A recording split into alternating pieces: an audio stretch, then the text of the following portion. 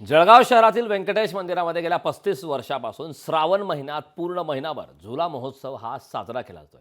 आज श्रावण सोमवार असून श्रीकृष्ण जन्माष्टमी देखील असल्याने हा दुग्ध शर्करा योग म्हटला जातोय। त्यामुळे भाविकांनी दर्शनासाठी मोठ्या प्रमाणात गर्दी केल्याचे या ठिकाणी पाहायला मिळाले। याचाच आढावा घेतलाय आमचे प्रतिनिधी सुमित देशमुख यांनी। पाहूया। श्रावण महिन्यातील चौथा सोमवारी अनेक मंदिरांमध्ये भोलेबाबाच्या दर्शनासाठी भाविकांनी गर्दी केल्याचं पाहायला मिळतं आहे। आपण आहोत आता श्री व्यंकटेश मंदिरामध्ये। या ठिकाणी श्रावण महिन्यात झुला महोत्सव हा सण साजरा केला जातो। पूर्ण एक महिना हा झुला महोत्सव साजरा केला जातो। आज चौथा सोमवार असून सगळ्यात महत्त्वाचं म्हटलं म्हणजे आज गोकुळ अष्टमी देखील आहे।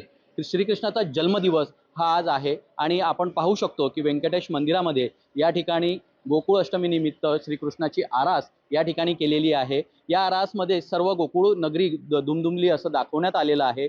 आपल्यासोबत या मंदिराचे ट्रस्टी ते आहेत, ते जुडलेले आहेत। आपण थेट त्यांच्याशी संवाद साधूया। काय सांगणार, श्रावण महिन्यामध्ये चौथा सोमवार, भोलेबाबाचा दिवस आणि सगळ्यात महत्त्वाचं म्हणजे आज श्रीकृष्णाचा जन्मदिवस, काय सांगणार? आम्ही ॲक्च्युअली 35 वर्षापासून झुला महोत्सव करतोय। पूर्ण श्रावण महिना आम्ही झुला महोत्सव करत असतो।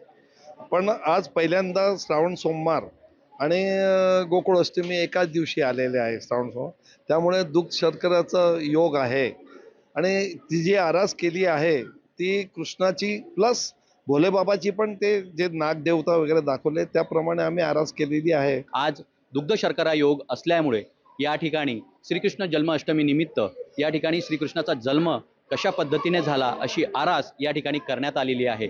भाविकांनी या ठिकाणी दर्शन घेण्यासाठी गर्दी देखील केलेली आहे।